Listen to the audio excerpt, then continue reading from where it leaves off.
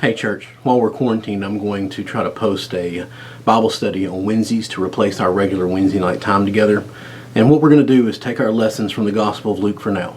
On Sundays, as we continue through Luke, getting us to the resurrection at Easter, it was causing us to skip over several chapters. We were in chapter 12 last week. We're supposed to be in chapter 21 this week. So there are lots of stories and lots of teachings of Jesus that were there that we were just not going to cover on Sunday mornings in order to be at the resurrection story on Easter Sunday.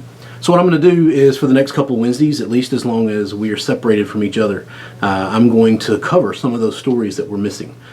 Today we'll be in Luke chapter 13 and chapter 14. We're going to look at two similar stories where Jesus confronts the legalism of the Pharisees regarding the Sabbath. So I want you to look, get a Bible if you have it, open it up on your phone. But in Luke chapter 13, starting in verse 10, Jesus heals a woman. He says, on a Sabbath, Jesus was teaching in one of the synagogues, and a woman was there who had been crippled by a spirit for 18 years. She was bent over and could not straighten up at all. So this woman's been sick. She's got back pain, scoliosis, something like that, and has been like this for 18 years. And that's an important number. We're going to pick that up in a second, that this isn't something new. This is something that people have known about. She's been sick for a very long time. In verse 12, it says, when Jesus saw her, he called her forward and said to her, "Woman, you are set free from your infirmity." And then he put his hand on her, and immediately she straightened up and praised God.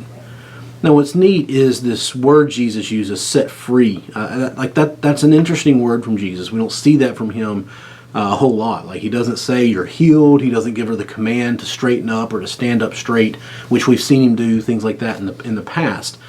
He talks about being set free or being released. And that's going to make sense some more in a few minutes. But I want you to think, like, this word released or set free, it carries the idea that her sickness has made her a captive, like she's been trapped by something. So it's not just that there's something wrong, like physically wrong, but that she's stuck in it. And I understand that. Like, you can't see them, but sitting right there are my crutches, and underneath the table is my boot for my surgery, and it hurts, and I feel trapped. You know, I can only go so far. I can only do so many things just because of what's happening with my foot. And this will only be true for a couple of weeks. And this lady's been like this for 18 years. And it dominates her. It dictates everything about her life. It controls everything.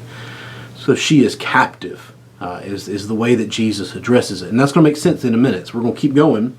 In verse 14, it says, indignant, which is an incredibly powerful word by Luke. Indignant because Jesus had healed on the Sabbath. The synagogue leader said to the people, "There are 6 days for work, so come and be healed on those days, not the Sabbath." And I mean, this synagogue leader, he sounds ugly, huh? He's basically saying, we only do compassion ministry on these days. Like, we'll love you on these days, but because the day's the Sabbath, we're not going to love you. We're not going to care for you, which is interesting because she's been sick for 18 years. And the synagogue leader would have known that. The people around them would have known that. Then I want you to start seeing, and this is kind of leading us to what the end result will be, and start to see the contrast between them. And I say them like the synagogue leader, the Pharisees, the religious leaders of the time, and Jesus. We're going to start to see how they are very, very different. In verse 15, the Lord answered him. So Jesus responds, "You hypocrites, doesn't each of you on the Sabbath untie your ox or donkey from the stall and lead it out to give it water? Then should not this woman, a daughter of Abraham, whom Satan has kept bound for 18 long years, be set free on the Sabbath day from what bound her?" And when he said this, all of his opponents were humiliated, but the people were delighted with all the wonderful things that he was doing. Now we can see why Jesus used that odd language about being set free or released, because he sees her illness as Satan's binding, as like he has somehow controlled her in this, and he uses the language to frame it in that way, and also to be able to make this application or this observation to the religious leaders about wouldn't you set free your animals? And what he does is he compares the animals to a daughter of Abraham, and what he calls them hypocrites. That's what he does. He actually uses the word here is, you let your donkeys loose on the Sabbath, you let your animals get out and get some water and set them free for a little while on the Sabbath. Well, why wouldn't you do that for a sister? Why wouldn't you do that for one who's just like you and who's made in the image of God, just like you? And I want you to see, like we see the contrast here of them being a religion that, at least the way Jesus is painting it here, is a religion who doesn't care for hurting people. They don't care. They've not cared for her for the 18 years, and obviously here on the Sabbath they're not concerned about it. In contrast to Jesus, who was loving and who was caring for hurting people. It helps us think, like we can start forming thoughts here that about a religion that doesn't care for people while they're hurting is a false religion. Like there's no Christ in that. There's no gospel in that. There's no love in that. There's no true faith or religion there. And the contrast is the way of Jesus is to care for others, to care for people who are hurting, to care for people who are sick, to make sure that people don't get sick. Like that's why we've not talked about that as a church much, but that's why we're doing this social distancing and quarantine thing. I know it's weird and it's frustrating and we're all a little stir crazy at this point, but you got to remember the reason we're doing it is to show love and care and compassion for the people in our community that we don't want to get sick. Like we don't want to give opportunities for this virus to be passed to people who are vulnerable to it. So out of concern for our neighbor, we're following these guidelines and doing what the government has requested us to do, what our scientific leaders have recommended is best for us. So I want you to maybe see the comparison there, see how those relate in contrast to a religion who doesn't care for people who are hurting, who didn't care about this sick woman. Now we're going to jump down to chapter 14 because we're going to see another Sabbath healing episode. We're just combining the two to get the bigger picture. So look with me in chapter 14, verse 1. Jesus is going to heal a man. One Sabbath, when Jesus went to eat in the house of a prominent Pharisee, he was being carefully watched. Then in front of him was a man suffering from abnormal swelling of his body. Jesus asked the Pharisees and experts in the law, "Is it lawful to heal on the Sabbath or not?" But they remained silent. So taking hold of the man, he healed him and sent him on his way. Then he asked them, "If one of you has a child or an ox that falls into a well on the Sabbath day, will you not immediately pull it out?" And they had nothing to say. It's fascinating to me, like that they don't even engage with him. They know he's right. They know they can't argue with him. And what Jesus is doing here is he's pressing the contrast of the story that we've just looked at, obviously trying to emphasize the primacy of love and compassion over legalism and over this religion that the Pharisees are pushing and promoting. And he does it by comparison, like, if your child fell in a hole on a Sabbath, wouldn't you pull him out? If you had an ox that fell into a well and it's going to die, if it stays there, wouldn't you, even on the Sabbath, go and pull them out? Which is interesting because if you go back into Deuteronomy, that's an actual requirement or commandment about the Sabbath. Is the Lord lays it out there as if a disaster like this happens on the Sabbath, yes, you save the animal. Yes, you save the person. It was a command to, even on the Sabbath, show love, compassion, and care so that people don't die, so that terrible things don't happen. And we got to wonder, why do the Pharisees draw a distinction between helping animals and healing sick people?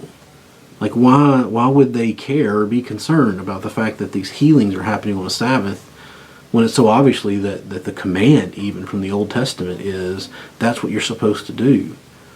And I think it really boils down to the fact that Deuteronomy doesn't specifically say it. It doesn't say that you can heal somebody on the Sabbath if needed. It just says if someone falls into a hole, you could save them.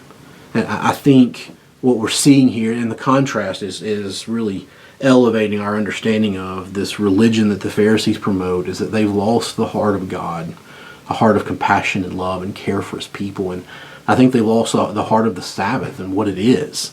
And instead of seeing what it is that God's provided for his people as a time of rest and recovery, is they only focus on the legal requirements and making sure that they're in the line and in the box. And I think the point in these two stories, is that Jesus is calling out the falseness of the Pharisees' religion that has no compassion for hurting people, that's only concerned with their own piety and not the love and compassion and the hurt of the people around them. They're so focused on piety that they won't help people on the Sabbath, and they try to censor Jesus. They try to get on to Jesus for doing so. And you see the contrast between a hardened heart and a compassionate heart.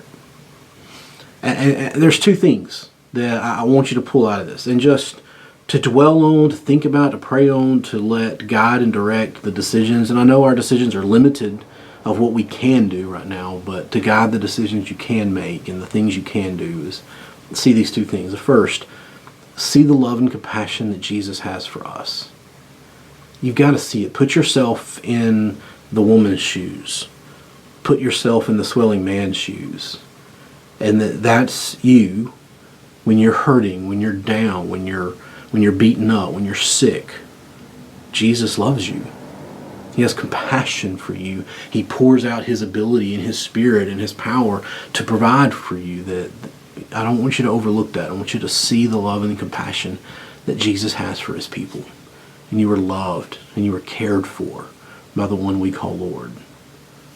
And the second is then the ethic that follows that, is that we should be following Jesus' lead and showing love and compassion for others. And that's hard. It's hard to do anyway, especially hard to do now when we feel like we shouldn't be around people. But to pray, to examine, to look for ways to show love and compassion for the people who live next to you, for the people in our community, for the people in our church who you know are hurting, who we know are not getting to work, and therefore there's an economic crisis coming for their family, for families that are stuck at home with their children. And either their parents can't go to work because they need someone to care for their kids, or they're not used to being at home with their kids. And finding ways to love them, to relieve pressure from them, to care for them. Because that's what Jesus does for us, and that's what he calls us to do for others. I hope this kind of brightens your day, being reminded of how much God loves you. I hope it gives guidance and direction of how you'll spend your next several days. And I look forward to being back in Luke with you on Sunday.